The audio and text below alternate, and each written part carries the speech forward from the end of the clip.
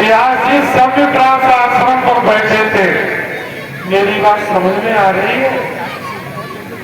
तो नारद जी बीड़ा बजाते हुए व्यास जी के पास आए। कहा महाराज आप बड़े दुखी हो, क्या परेशानी?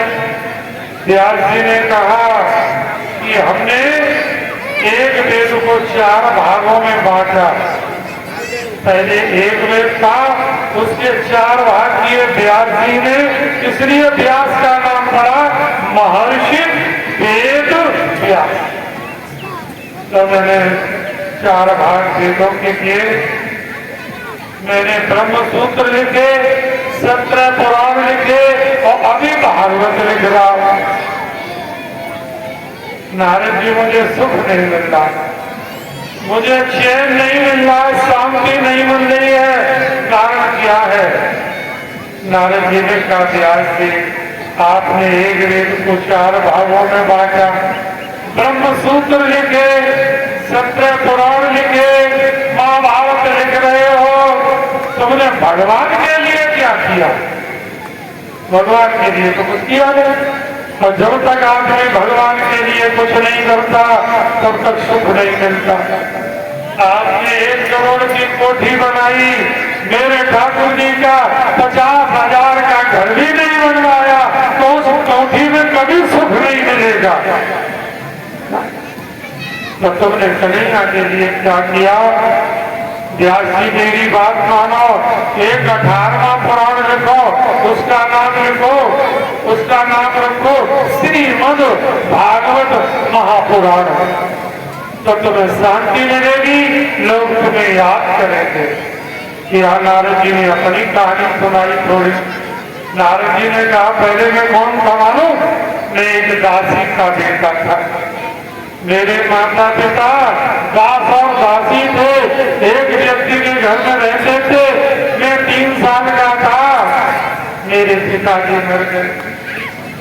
जब मेरे पिताजी मर गए, जिस घर में हम लोग रहते थे उस घर वाले ने हमारी मैया को धक्का मार के उठा दिया।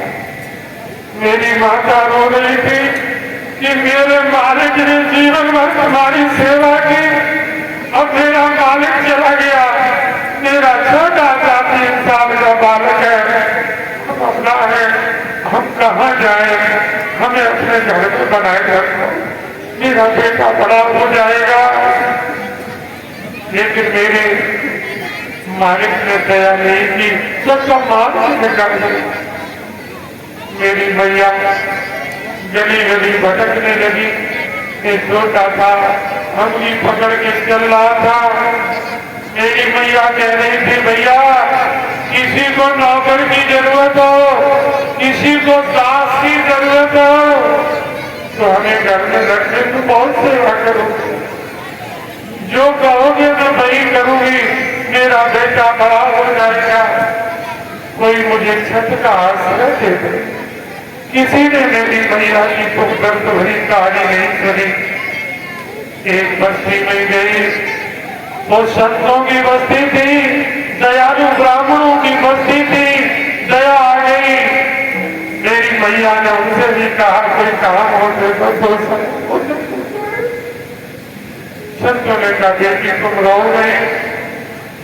मेरी मैया ने कहा भैया हम अनाथ और ये हमारा पुत्र भी अनाथ है। संतों ने ब्राह्मणों ने कहा बेटी इस दुनिया में कोई अनाथ नहीं है, सबका नाथ जगन्नाथ है, वो जगन्नाथ सबका नाथ है, कोई अनाथ नहीं है। हमारे आश्रम में रहो, दोनों टाइम भोजन करो, अपने बालक को खाओ। नारद जी कहते हम आश्रम में रहने लगे।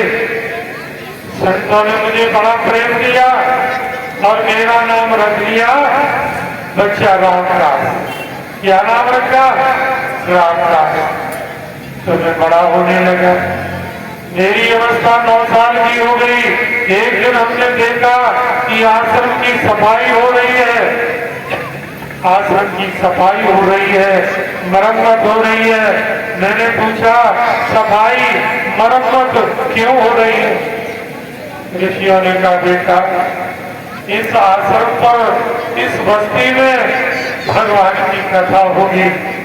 बड़ी अच्छे अच्छे संत बनाएंगे, संत भगवान कथाएं सुनाएंगे। तो मुझे बड़ा कौतूहल हुआ कि ये कथा होती कैसी है और संत कैसे होते हैं। निर्धारित समय आया, सुंदर व्यास आसन बना, भगवान की कथा हुई। तो मैंने भगवान की खूब कथा सुनी, 6 दिन कथा सुनी। 7वां दिन हुआ, हमने संतों के चरण पकड़ लिए, कहा महाराज एक काम करो, हमें भगवान की कथा बहुत अच्छी लगती है, अपने साथ ही हमें ले चलो। संतों ने कहा बेटा अभी तुम्हारी मैया जिंदा है, माता पिता जिंदा हो तो तीर्थ में जाने की जरूरत नहीं है। माता पिता ताऊ बाबा दादी के चरणों में स्वर्ग निवास करता है। अगर सास ससुर जिंदा हो तो गंगा नहाने की जरूरत नहीं है, सास ससुर की सेवा करो मानो गंगा जी नहा जाए, पति की सेवा करो मानो गंगा जी का स्नान बन गया। माता पिता हो रोज चमचो गंगा का स्नान ही होगा। ऐसा नहीं कि रोज गंगा नहा रहे हैं, नहा रही है और ससुर से अच्छी तरह से न बोले, सास से न बोले तो गंगा नहाना बेकार। शंकर जी पर रोज लोटा चढ़ाओ, ससुर को समय से रोटी नहीं दी तो शंकर जी कहेंगे हमें तेरा लोटा स्वीकार नहीं।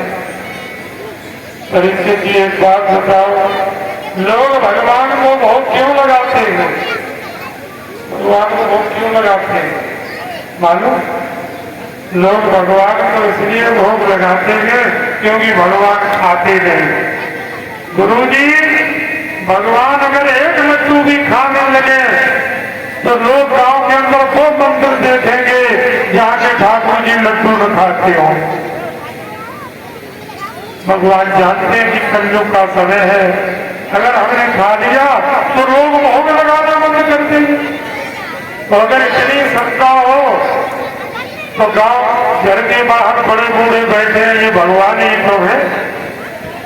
एक आदमी के 4 बेटा और डोकरी अकेले, भोजन की व्यवस्था नहीं, पंचायत में हम भी गए तो नियम ये बना कि 15-15 दिन तक चारों लोग रखेंगे डोकरी को। अब मान्य बड़े के पास रहे, दूध होता था, माता पिता को दूध मिलता रहा और 15 दिन बाद दूसरे के साथ पहुंचे, बाकी दूध न है। चाय की व्यवस्था नहीं, वो बड़ी बहू झांको नहीं दे सके क्योंकि हिस्सा में नहीं। तो एक बार पंचायत हमने की ठीक है तो 9 दुर्गा रहे। ये भरिया की बात है, जिसने का पता है दुनिया में नाम नहीं बताएंगे, वो पंचायत में गए। सुबह देवी जी थाली में थोड़ी सी धूप तो अगरबत्ती कछु बता से देवी की पूजा करने जाए। हमने कहा भाभी जी कहाँ जा रहे हो? कि देवी की पूजा कर देखो। हमने के वो द्वारे पे देवी माँ फैला बैठे, कह रही है चाय खिलाओ, रबड़ी खिलाओ। तो द्वारे दरवाजे पर देवी बैठी है, वो हिस्सा बांटने चल रही है और देवी जी को पूजने जा रही है। जो देवी खाती नहीं उसे खिलाती है, जो खाती है उसे कोई खिलाने वाला नहीं। ये बिडकना तो देखो, ठाकुर जी के ऊपर लोटा चढ़ाओगे, हमारे शंकर जी पर ही लोटा स्वीकार करेंगे, उसी का लोटा स्वीकार करेंगे जिसके माता पिता सुखी होंगे। अगर माता पिता सुखी हैं तभी ठाकुर जी प्रसाद और लोटा तुम्हारा स्वीकार करेंगे। गोविंद भगवान की। तो नारद जी ने कहा कि हमें साथ ले चलो। संतों ने कहा तुम्हारी मैया जिंदा है बेटा, तुम्हारी मैया समाप्त हो जाए उसके बाद तो भजन करना। और संतों ने हमें मंत्र दे दिया, ओम नमो भगवते वासुदेवाय। ये मंत्र दिया। सब चले गए। अब मेरे मन में एक भाव कि मेरी मैया कैसे मर जाती तो हम भगवान का भजन करते। तो मानो भगवान ने हमारी सुन ली। 4 बजे हो गए, गर्मी का समय, मेरी मैया गैया दूहने के लिए गई तो घास से होके गुजरी, सर्प बैठा था, उसने हमारी माता को उठा लिया। एक दान भगवान हाथ तो निष्गापति सर्पो दसत पादा स्पष्टा कृपणा सर्प ने मेरी मैया को खा लिया। मेरी मैया ने कहा, ओ बेटा बेटा रामदास, बेटा रामदास। मैं अपनी मैया के पास गया, मेरी मैया ने गोदी में बैठा लिया। बेटा बेटा अब हमसे बोला नहीं जा रहा है, बेटा हमें दिखाई भी नहीं दे रहा है, बेटा बेटा। और मेरी मैया ने शरीर छोड़ दिया। मैं बहुत रोया, मैं बहुत रोया। तो मेरी माता थी, आखिर जननी थी। अब मैं रो रहा था तो मेरी एक आंख से तो गरम गरम आंसू आए और एक आंख से ठंडे आंसू। मतलब जब आदमी खुशी होकर रोता है तो आंसू ठंडे आते, और जब दुखी होकर रोता है तो आंसू गर्म होते। ठंडे आंसू इसलिए कि मैया मर गई या भजन करेंगे, और गर्म आंसू इसलिए आए कि जिस जननी ने मुझे जन्म दिया वो मेरी माता को छोड़ गई। मैं बहुत रोया। संतों ने कहा, बेटा रो नहीं, जो इस दुनिया में आया है उसे तो मरना ही पड़ता। संतों ने कहा, अपनी माता का तुम अंतिम संस्कार करो। मैंने अपनी मैया का अंतिम संस्कार किया और उसके बाद मैंने वो बस्ती छोड़, मैंने वो स्थान छोड़ दिया। मैं हिमालय की तरफ चल दिया भागता हुआ कि मन से सकल वासना भागी, केवल राम चरण ले लागी।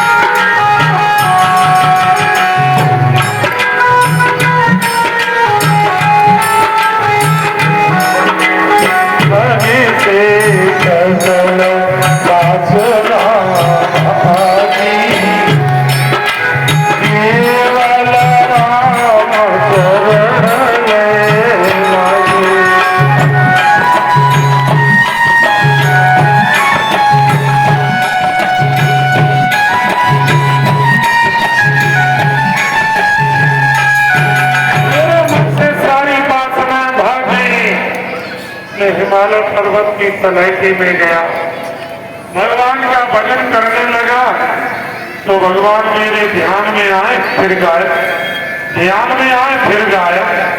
हमने कहा, प्रभु हमें खुलकर दर्शन दो।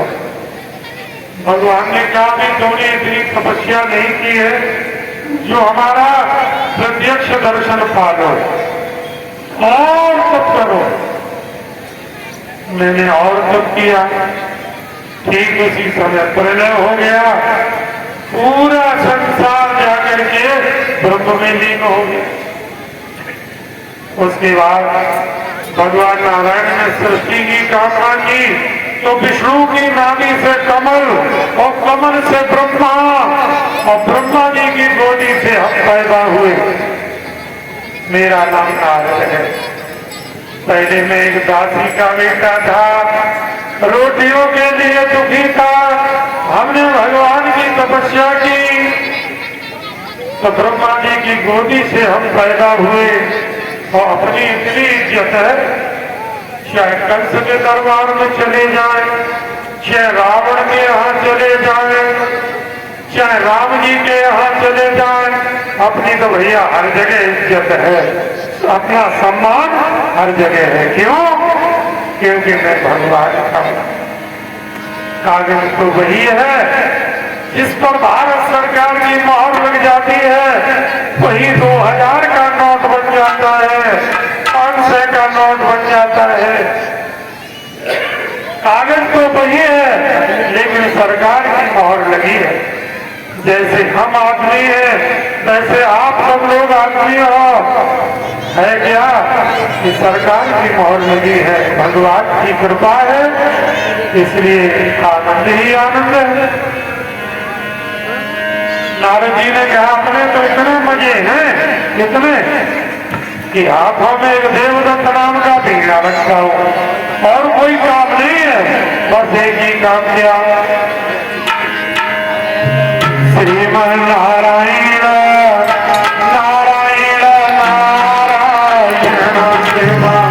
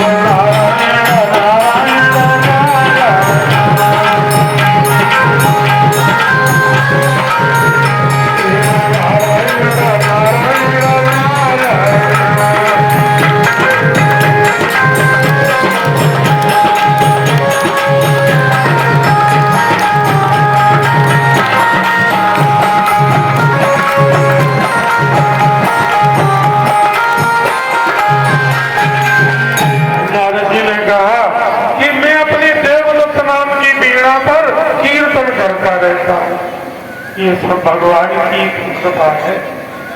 व्यास जी मेरी बात मानो, एक 18वां पुराण लिखो, उसका नाम रखो श्रीमद् भागवत महापुराण, तुमको शांति मिलेगी।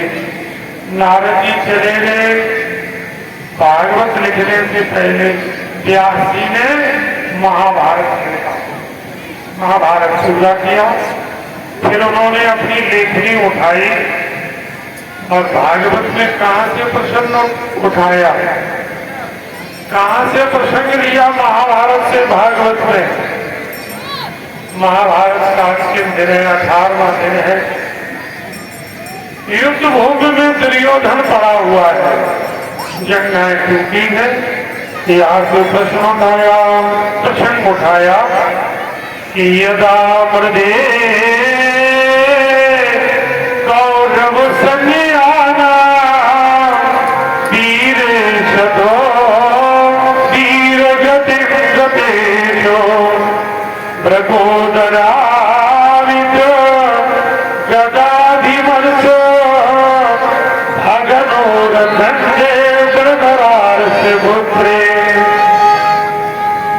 दुर्योधन की दोनों जाने चुकी है, अंधेरी रात है, युद्ध भूमि में पड़ा हुआ है। कृपाचार्य अश्वत्थामा कृतिवर्मा ये तीनों दुर्योधन के पास आए। दुर्योधन की दोनों जंघाएं टूटी हुई। तीनों ने कहा भैया तुम्हारी जंघाएं टूट गई, कोई तुम्हारी अंतिम इच्छा हो तो बताओ। दुर्योधन ने कहा हम 100 भाई थे, पांडव 5 थे, हमारे 99 भाई मर गए और हम भी अब मरने वाले हैं। अब पांडव 5 हमारे सब भाई मर गए। मेरी ये इच्छा है कि कोई 5 पांडवों को मार के उनके सिर काट के हमें दिखा दे तो हम चैन से मर सकेंगे। अश्वत्थामा ने कहा चिंता मत करो, ये काम हम करेंगे। अश्वत्थामा चला, अंधेरी रात, बाहरे मुरली वाले तेरी लीला का किसी ने पार नहीं पाया।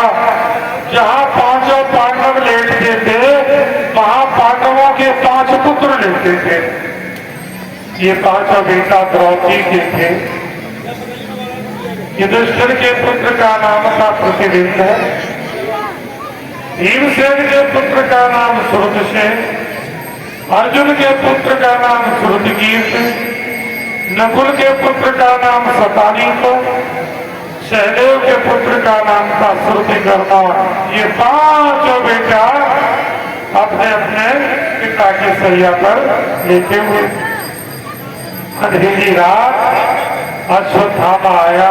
उसने ये जाना कि ये पांडव लेटे हुए हैं, तलवार खींच ली और 5 बालकों के सिर काट लिए।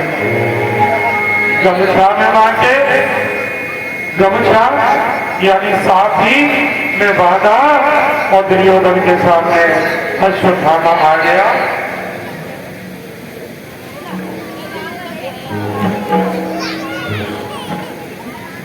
दुर्योधन के सामने आ गया। अश्वत्थामा ने कहा जो काम बड़े बड़े योद्धा नहीं कर पाए वो काम हम सहज नहीं कर लाए। दुर्योधन बहुत प्रसन्न हुआ, हमें तुमसे यही आशा थी, सबसे पहले हमें भीम का सुर लाओ। तो भीमसेन के पुत्र श्रुतसेन का सिर अश्वत्थामा ने दुर्योधन को दिया। दुर्योधन ने सिर लिया और जैसे ही दोनों हाथों में लिया और जैसे ही पीसा तो सिर खिस गया। दुर्योधन ने कहा गुरुपुत्र अश्वत्थामा ये भीम का सिर नहीं हो सकता। जिस भीम के ऊपर हमने हजारों गदाएं बजाई, भीम ने हाथ तक नहीं कहा, ये भीम का सिर नहीं हो सकता। प्रकाश का प्रबंध किया गया। दुर्योधन ने देखा कि ये पांडव नहीं है, ये द्रौपदी के 5 लाडले बेटा। दुर्योधन ने मत्था बांध दिया धरती से, कहा गुरुपुत्र तुमने ये क्या किया? लड़ाई तो 5 और 100 की थी, हम लोगों में से कोई मरता, ये बालक जलदान पिंडदान पिंडदान हमारा गर्भ कांड करते थे। हम कौरवों में कोई रहा नहीं, मेरा बेटा लक्ष्मण मारा गया, अभिमन्यु मारा गया, ये 5 बालक ही तो बचे थे। ये हमारा जलदान पिंडदान करते, हमारा अंतिम संस्कार करते, पिंडदान करते। तुमने हमारे कुल में कोई पानी देने वाला भी नहीं रखा, अब आप यहाँ से चले जाओ। अश्वत्थामा अपना दामों लेके चला गया। दुर्योधन बहुत रोया कि इस बर्बादी का कारण नहीं, बड़ा पश्चाताप हुआ और उसने शरीर छोड़ दिया। मेरे प्यारे सज्जनों, इधर सवेरा हुआ, द्रौपदी महारानी ने कमरे में प्रवेश किया तो उन्होंने क्या देखा कि माता शिशुरा निधनम सुकाना निशब्द घोरम परितप्यमाना तदा उदक बास करा गुलाची दाम संपूर्ण गिरी जमानी। द्रौपदी महारानी ने कमरे में प्रवेश किया। 500 बेटा बड़े पड़े हैं। रोने लगी, हाय हाय, हमारे बेटों को किसने मार दिया, किसने मार दिया हमारे लालों को। भगवान श्याम सुंदर और अर्जुन आ गए। भगवान ने कहा, देवी रो नहीं, तुम क्षत्रियाणी हो, तुम्हें सरकार रोते शोभा नहीं देता। अर्जुन ने कहा, देवी तुम अपने आंसू पहुंच लो। जिसने हमारे पुत्रों की हत्या की है, सूर्यास्त तब होगा जब उसे लाकर हम तुम्हारे सामने खड़ा कर देंगे। तुम जो आज्ञा दोगे उसके साथ वैसा ही व्यवहार होगा। भगवान श्याम सुंदर ने अपना रथ निकाला। भगवान रथ हाथ रहे हैं। अर्जुन रथ पर सवार है। उनके पीठ पर गांडीव शोभा पा रहा है, तरकस शोभा पा रहा है, कमर में तलवार बंधी हुई है। भगवान श्याम सुंदर अर्जुन का रथ लेकर कौरवों के शिविर की तरफ चल दिए।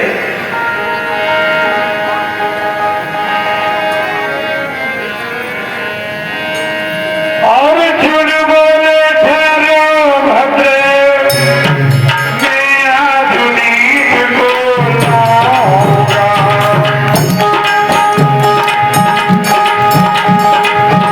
या तेरा वचन निभाऊंगा, या भारत तुझे दिलाऊंगा।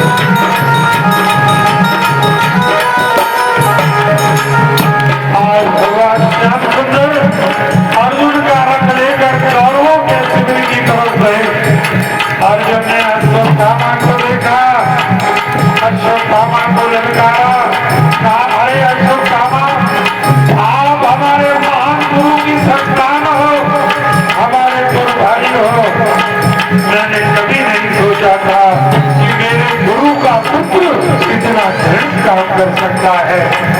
तुमने हमारे छोटे छोटे 5 बेटा मार डाले हैं। तुमने हमारी गुरु की कीर्ति को कलंकित किया है। हमारे गुरु द्रोणाचार्य की धवल कीर्ति को कलंकित किया है। युद्ध को तैयार हो जाओ।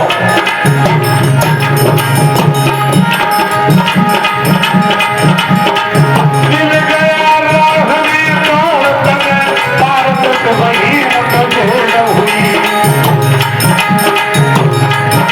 मुझे बात करो बात हुई, रह दिया रन की भूल हुई।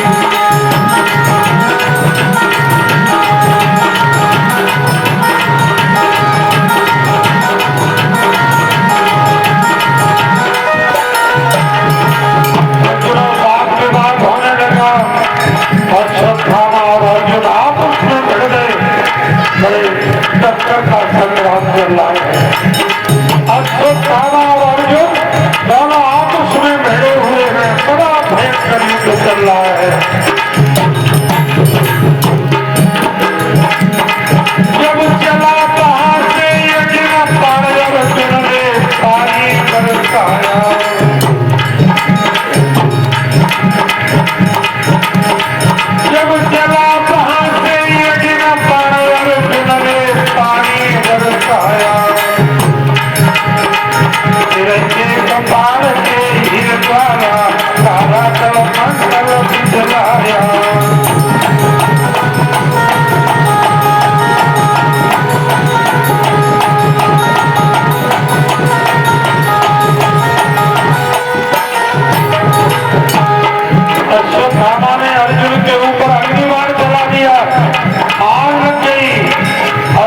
ब्रह्मास्त्र को याद किया, छोड़ दिया। काली काली घटाएं आकाश में घेराई, पानी वर्षा की शर्त हो गई।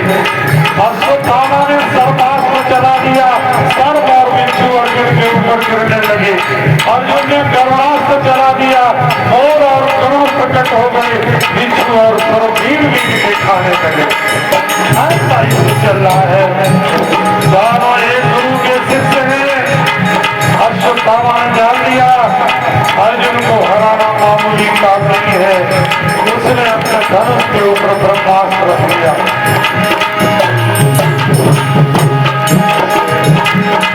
द्रोणी ने ब्रह्मास्त्र का राज को नपात जान सके।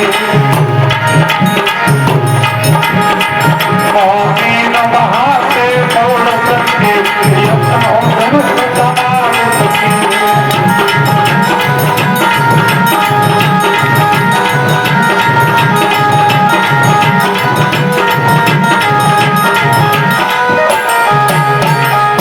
अश्वत्थामा ने अपने धनुष के ऊपर ब्रह्मास्त्र रखा। अर्जुन घबरा गए, अपना गांडीव रख दिया और कहा कन्हैया ये कौन सा अस्त्र है? ये ऐसा लग रहा है कि मुझे काल निगलने के लिए आ रहा है। मेरी रक्षा करो। कृष्ण कृष्ण महाबाहो वक्ता राम भयंकर, तुम्हें को दाहिमाना नाम अपभंगो अपि संस्कृत। ये कौन सा अस्त्र है? कन्हैया मेरे ऊपर कृपा करो, कोई सहारा नहीं है। भगवान ने कहा ये अश्वत्थामा का छोड़ा हुआ ब्रह्मास्त्र है, आप भी अपने धनुष के ऊपर ब्रह्मास्त्र रखो। वैसे ही अर्जुन ने ब्रह्मास्त्र का ध्यान किया, आ गया, धनुष पर रखा, छोड़ दिया, दोनों ब्रह्मास्त्र आपस में टकराए। तो अर्जुन के ब्रह्मास्त्र ने अश्वत्थामा के ब्रह्मास्त्र की दिशा बदल दी। अर्जुन ने अपना ब्रह्मास्त्र वापस ले लिया। अश्वत्थामा का ब्रह्मास्त्र ब्रह्मांड में चक्कर लगाने लगा। अश्वत्थामा घबराया, रथ से उतर के भागा। अर्जुन भी भागे, पीछे से पकड़ लिया, कैद कर लिया और द्रौपदी के सामने लाके खड़ा किया। कहा देवी यही है, इसी ने हमारे पुत्रों की हत्या की है। द्रौपदी ने देखा, दया आ गई।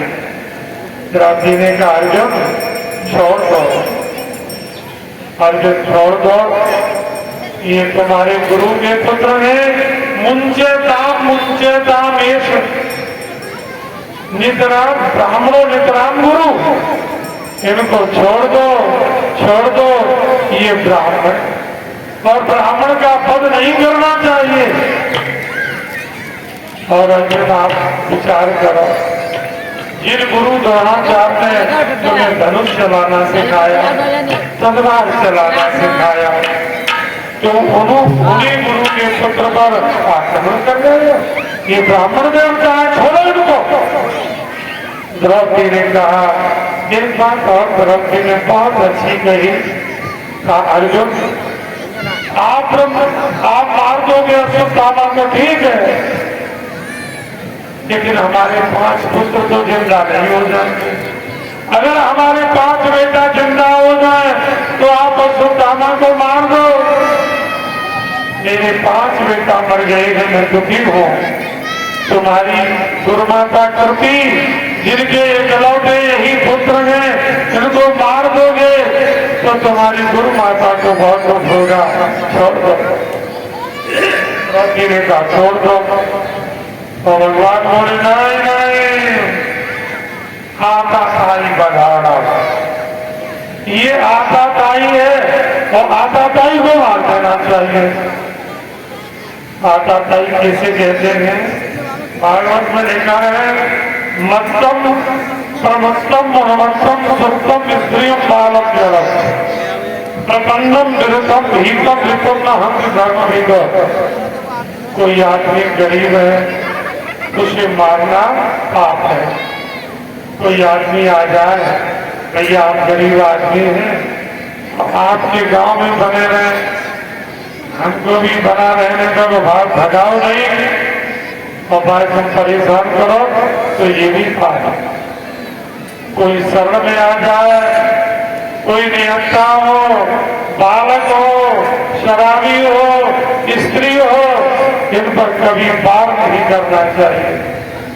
कोई आपके चरणों में गिर जाए, भैया माफ करो, उसको माफ कर दो, फिर उससे कुछ मत कहो। तो इसने हमारी सोई हुई 5 बालक मारे हैं, ये आता था ये ऐसे मार दो। भगवान श्री कृष्ण कह रहे थे कि मार दो, और द्रौपदी कह रही है छोड़ दो। अर्जुन सोच रहे हम क्या करें, हमारा क्या कर्तव्य है। कहीं भगवान की तरफ देखें अर्जुन और कहीं द्रौपदी की तरफ देखें। भगवान ने कहा एक काम करो,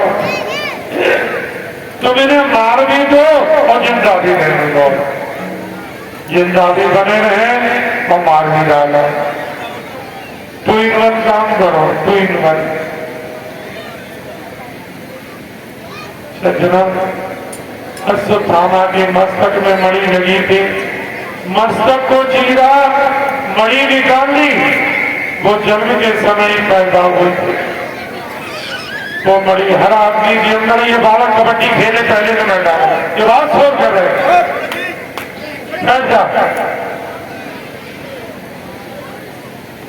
देखो ये बल्ली उठा गई। बाबूजी तो अर्जुन ने कहा, अर्जुन ने मणि निकाली। वो मणि कौन सी मणि थी भैया? हर आदमी के मस्तक में है वो मणि, और जन्म के साथ ही पैदा होती है। उस मणि का नाम है विवेक।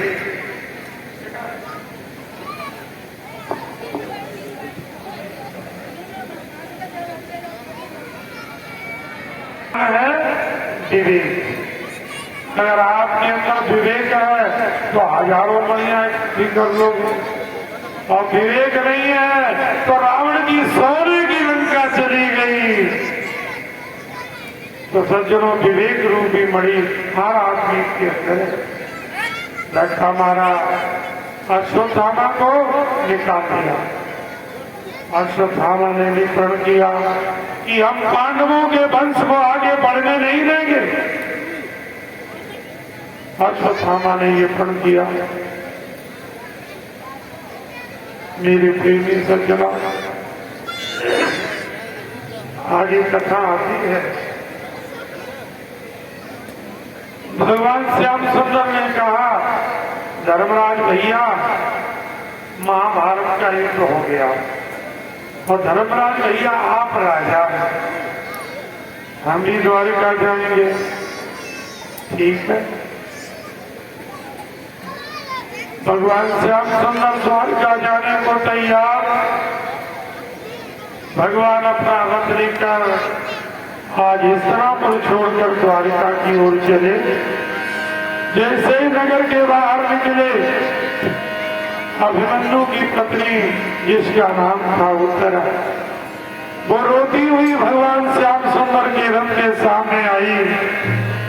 कहा, कन्हैया कन्हैया, मैं गर्भवती हूँ, मेरे उदर में आग लग रही है, रक्षा करो। मामा जी,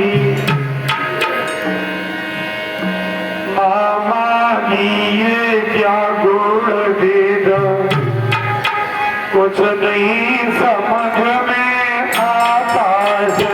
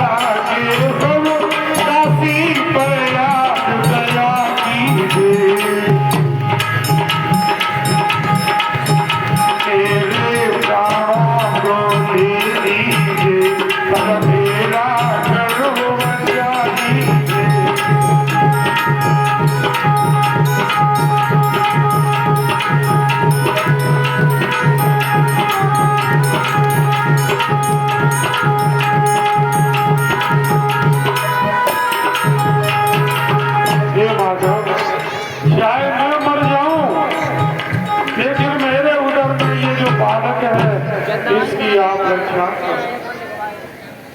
भगवान श्याम सुंदर ने नेत्र बंद किए। भगवान जान गए कि अश्वत्थामा का बड़ी ब्रह्मास्त्र है जिससे युद्ध हुआ था। उस समय ब्रह्मांड में चक्कर लगा रहा था, वही उत्तरा के गर्भ को नष्ट कर रहा है। अंगूठे के बराबर रूप बनाया, भगवान उत्तरा के गर्भ में प्रवेश कर गए। भगवान ने देखा गर्भ जल करके नष्ट हो गया है। अगर ये बात दुनिया वालों को पता चली तो हमें कोई भरोसा नहीं करेगा। भगवान ने उस शिशु को उदर के अंदर जीवित किया और उसकी रक्षा करने लगे। भगवान रक्षा करने लगे। उत्तरा के उदर में जो जलन पड़ रही थी समाप्त हो गई। कुंती बुआ आई। कुंती बुआ ने भगवान श्री कृष्ण की 26 श्लोकों से स्तुति की, भगवान का स्तवन किया। कृष्णाय वासुदेवाय देवकी नंदनाय च नंद गोप कुमाराय गोविंदाय नमो नमः। नमः पंकज नामाय नमः पंकज मानने नमः पंकज नेत्र नमस्ते पद्म जागृय। कुंती ने स्तुति की तो भगवान ने कहा बुआ तुम तो हमारी ऐसे ही स्तुति कर रही जैसे हम भगवान हो। हम कोई भगवान तो हुए। कुंती ने कहा लाला मैंने सब जान लिया, तुम भगवान हो, मैंने पहचान लिया है। भगवान ने कहा बुआ अब जब तुमने पहचान ही लिया है तो अब वरदान मांगो। कुंती ने कहा मैं मांगू वो मुझे मिलेगा। मेरे प्रभु ने कहा मिलेगा मिलेगा मिलेगा मांगो। कुंती ने कहा कि विपदा संतना शस्वतांत तत्र जगत गुरु भवतो दर्शनम यस्यात् अपुनर्भव दर्शनम। काहे कन्हैया मेरे ऊपर जीवन भर संकट रहे, विपदा संत न हमारे ऊपर कष्ट रहे। भगवान आगे फाड़ के देखने लगे, बोले बुआ ठीक ठाक मस्तिष्क है आपका, ये क्या मांग रही हो? एक बूढ़ी मैया दुर्गा जी की पूजा करे और पूजा में कहे हे दुर्गा मैया हमारे 2 बालक हैं और 2 बालकों पे एक लाली है, 2 लड़का है और 2 पे एक बेटी है। तो हे दुर्गा मैया हमारी 2 नातन के नाम में एक लाख फिक्स है जाए और इधर अपना भी बुढ़ापा है, कम से कम 25,000 बैलेंस में होने ही चाहिए। तब बहुएं सेवा करेंगे, रोज पूजा करें और यही वरदान मांगे। तो एक दिन दुर्गा मैया ने स्वप्न में बूढ़ी मैया से कहा कि मैया तेरी पूजा बड़ी महंगी है, तो पूजा में खर्च करती है 2.25 रुपए और सौदा कर रही है 2.25 लाख की बड़ी महंगी पूजा। जब अगरबत्ती और बतासे की जरूरत पड़ेगी तो हमें उस कचरा को बाजार मालूम, हम अपने खरीद लाएंगे, हमें तुम्हारी पूजा की कोई जरूरत नहीं है। भगवान की पूजा करो, बदले में कुछ मत मांगो, केवल चरणों में भक्ति मांगो। कुंती से कहा बुआ तुम ये कष्ट क्यों मांग रही हो? कुंती ने कहा कन्हैया मेरे ऊपर कष्ट रहेगा तो मैं तुम्हें याद करती रहूंगी, मैं तुम्हें याद करती रहूंगी तो तुम हमें याद करते रहोगे। जब तुम हमें याद करते रहोगे कष्ट हो ही नहीं सकता। हमें वो सुख नहीं चाहिए जिसमें पढ़कर हम तुम्हें भूल जाएं कि सुख के माथे से परे जो हरि हृदय पे जाए बलिहारी बात दुख की पल पल नाम सवारी न हो, 7 रोटी पाई अरहर की दाल से खर्राटे खींच रहे, और रात में अगर पेट में दर्द उठ जाए, हे राम, अरे राम, राम राम, तो इस बहाने कम से कम राम का नाम तो निकल जाता। भगवान ने कहा बुरा बुरा मत मानना, अब मैं तुम्हें कष्ट नहीं दे सकता, जीवन भर आपने कष्ट पाया है, अब मैं कष्ट नहीं दे सकता। भगवान श्याम सुंदर द्वारका नहीं गए, पांडवों के शिविर में ही रुके। शाम का समय भोजन करने को बैठे, भगवान ने जैसे ही भोग लगाया, जैसे मुख की तरफ कौर बढ़ाया कबलम, भगवान रोने लगे। अर्जुन ने कहा क्यों रो रहे हो? पितामह भीष्म ने कहा रो इसलिए रहा हूं, बाणों की सैया पर पितामह भीष्म पड़े हैं, आज 52 दिन हो गए हैं, वो हमें याद कर रहे हैं मुरली वाले, कितना कष्ट और देना। बाणों की सैया पर पड़े हुए भीष्म नाम ले रहे हैं।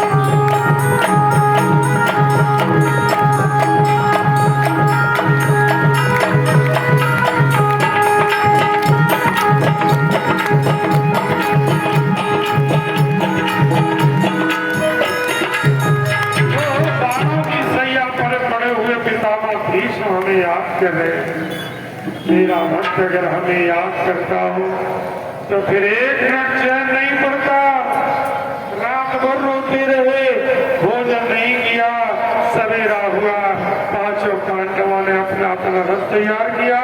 5 पांडव भगवान श्री कृष्ण, द्रौपदी महारानी, ये सब कुरुक्षेत्र में गए जहाँ पितामह भीष्म शरशैया पर लेके। अनेकों महात्मा के भागवत में नाम है उनका, पर्वतो नारदो ध्याम्यो भगवान बदरायणा प्रेषसो भरद्वाजा सा शिष्यो रेणुकसुता। पर्वत गए, नारद जी गए, धौम्य ऋषि गए, भगवान बादरायणा। बादरायण भगवान को जानते हो? बदर माने पेड़ और आयन माने घर, जिसे बद्री धाम कहते हैं, बद्रीनाथ। ये बद्रायण यानी व्यास जी का घर था पेड़ों के वन में, ये बद्रायण नाम है व्यास जी का। रैदस ऋषि गए, भरद्वाज जी गए, सा शिष्यो रेणुकसुता, अपने चेलों के साथ रेणुकसुता। रेणुकसुता जानते हो? रेणुका और रेणुका के बेटा,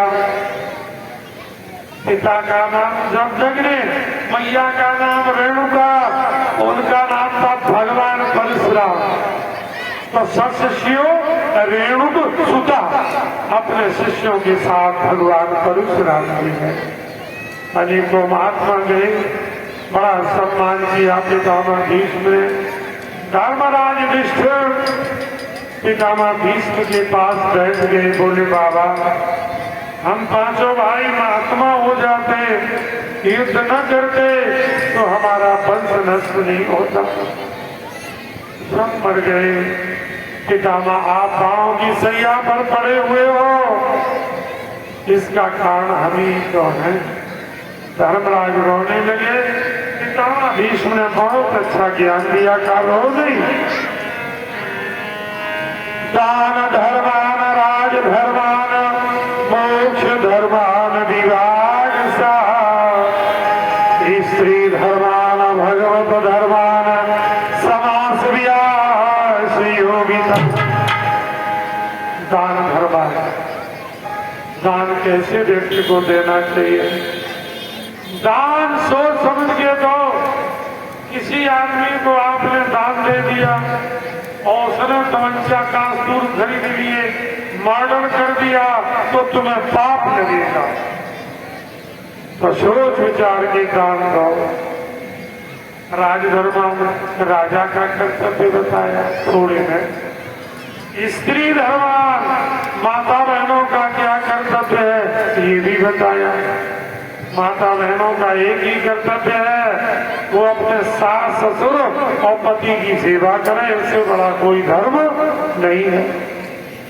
लेकिन अब बड़ो बुरो जमानो। एक देवी जी रहे, पति महाराज ने कहा भूख लग रही है रोटी बनाओ, तो वह रात के 12 बजे बनाए। और अगर पति जी कहे कि हम दावत पाए के आए तो दोगलत छोड़ के रख दे, अभी खाएगा सवेरे खाएगा। उल्टा जो कहवा को उल्टो करे। ये दशहरा को समय रहे तो बेचारे गरीब के मन में बहुत रहे कि गंगा नहाए। अब गंगा नहाने कहीं तो रोक देगी। तो घर में आया, बोला गांव के तो सब पागल है, गंगा नहाने जाएंगे, हम तो अपने सबर को चला के नहा लेंगे। देविया बोली सो कैसे सो, तो हम कचल ही नहाएंगे। सोची चलो जी काम तो बन गया। उसने सोचा अगर पूरी कचौरी कहेंगे तो जो मोटे टिक्कर ले जाएगी बनाएंगे। ये अब तू ना मान रही है तो ऐसो करियो कि मोटे मोटे 4 टिक्कर डाल दियो, नमकीन और अचार से खा लेंगे। बोली सो कैसे? तो हम पूरी कचौड़ी और अरबी की सब्जी बनाई के ले जाऊंगी। मैंने सोची जीव काम बनवा। अब उसने सोचा अगर मैं ये कहूंगा कि मोटरसाइकिल से चलेंगे तो जब पैदल चलाएंगे, तो उसने कहा ये वह है ही कितनी दूर का चला, सवेरे पैदल ही निकल चलेंगे, जो कैसे मोटरसाइकिल कौन से निकल है। सारे सूची भर होगा। एक बालक रहे, एक बेटा रहे, गंगा में गए तो देवी जी घुस गई। अब गहरे पानी की तरफ बढ़े, पति भगवान ने कही अरे देवी आगे मत जाइयो, डूब जाओगे। तो वह और आगे बढ़ गई तो उल्टा ही चलती थी, तो सीने के बराबर जल में पहुंची। उसने कहा अरे भागवती आगे मत जाइए, ना तो डूब जाएगी। तो वो और आगे बढ़ गई, कंधों के बराबर जल में पहुंची। माने की काव से पाए धोने, अब आगे न बढ़ना नहीं डूब जाएगी। तो वो और बढ़ी। अब आपको क्या बताए, वो बढ़ती चली गई और बढ़त बढ़त वो गंगे में पड़ गए, डूब गई। लोग भागे, डूब गई। स्टीमर घूम रहे थे, भर रहे थे, मारने लगे, जाल पड़ने लगा, डूब गई। उसने कहा ठहरो रुको। गंगा जी जावली से रहकर जावली जाती, कहा जाल मत डालो। क्यों? इधर डालो हिमालय पर्वत की तरफ। क्यों? अरे भले आपकी कोई चीज बह के इधर से इधर जाएगी कि उल्टी चलेगी? अरे कि हम जो कह रहे हैं सो करो, जाल इधर डालो हिमालय की तरफ। तो हिमालय की तरफ जाल डालने लगे। लोग बोले बड़ा पागल आदमी है, बता इधर कोई चीज बह के जाएगी, इधर कैसे जा सकती। उसने कहा तुम कछु न जानो, जाके समझ हमने 18 साल काटी है, जीवन भर उल्टी चलिए, जीवन भर ये बंगाल की खाड़ी में नहीं जाएगी, ये सीधी गंगोत्री पहाड़ की तरफ बढ़ रही होगी। तब तक इधर जाल पड़ता रहा और तब पहुंची इलाहाबाद। तो गोविंद भगवान की नारी का एक ही धर्म है, अपने पति की आज्ञा का पालन करे। एक बार कबीर साहब के पास कोई सज्जन आए, बोले तुम साधु हो और तुम्हारी पत्नी तुम्हारी आज्ञा मानती, बड़ी शांति है तुम्हारे घर में, कारण? तो कबीर साहब ने कहा लालटीन ले आओ जलाकर। तो पत्नी लालटीन लेके पहुंची। सज्जन बोले कुछ बताया नहीं, शांति का कारण ये भी तुम समझे नहीं, हमारे घर में शांति क्यों है?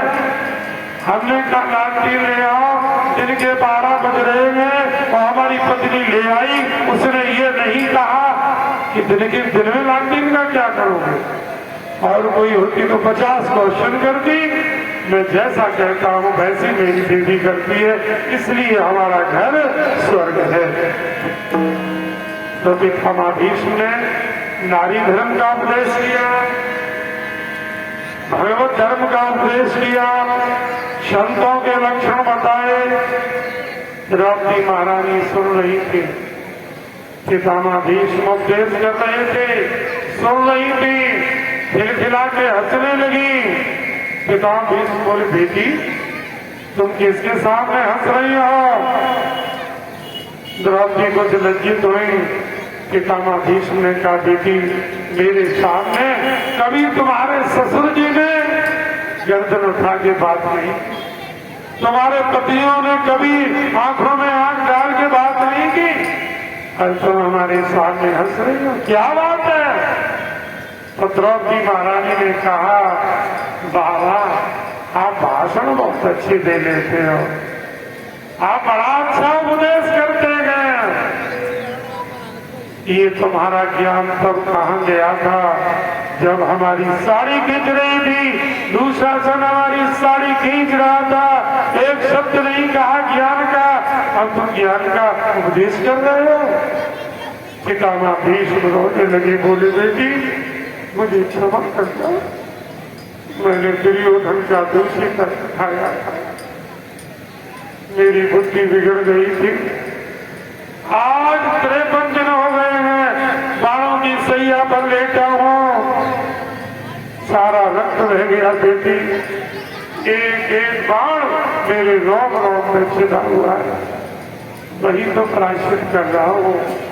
पितामह भीष्म को रोता देखा, द्रौपदी ने कहा बाबा बुरा मत मानना, कोई बात नहीं, मेरा मन तुम्हारा दुर्ग खाने का बिल्कुल नहीं था, क्षमा करना बाबा।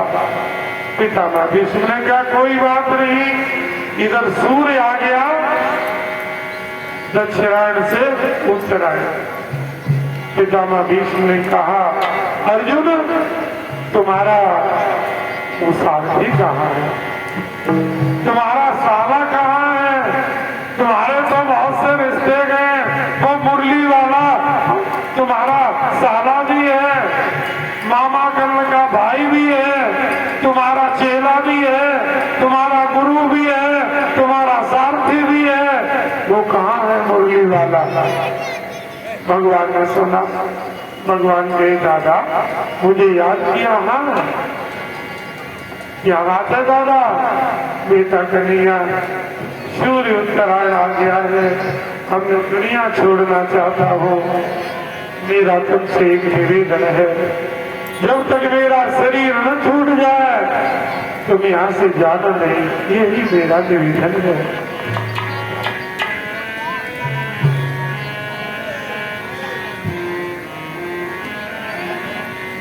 इतना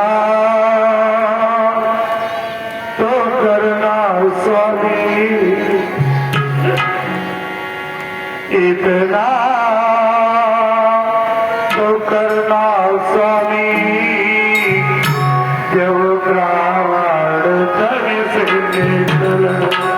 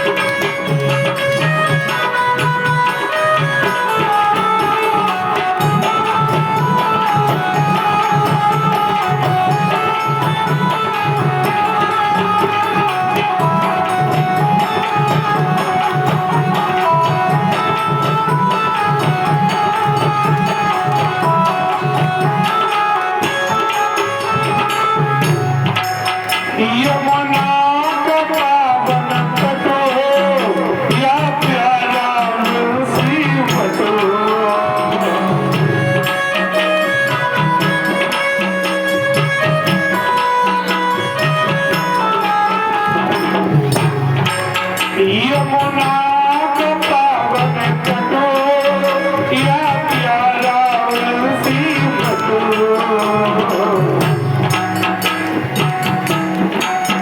मेरा सामला कटो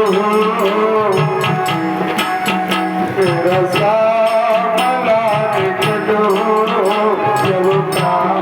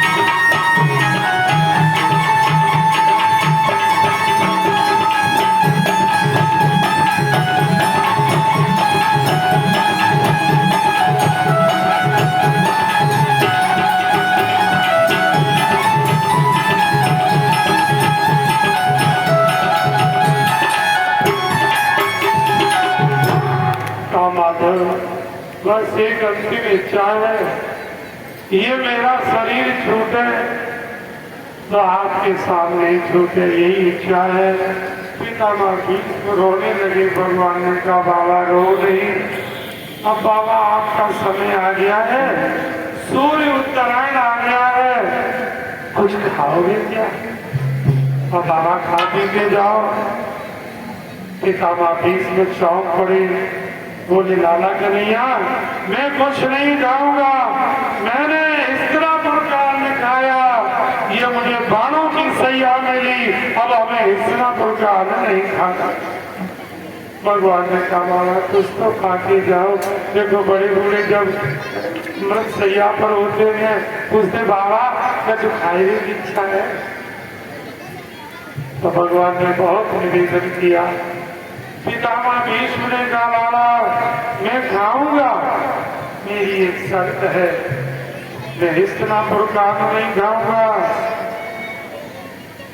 मैं खिचड़ी खाऊंगा और वो भी तुम्हारे यहाँ की होनी चाहिए, अपने हाथ से बना और मुझे अपने हाथ से खिला, मैं ग्रहण करूंगा।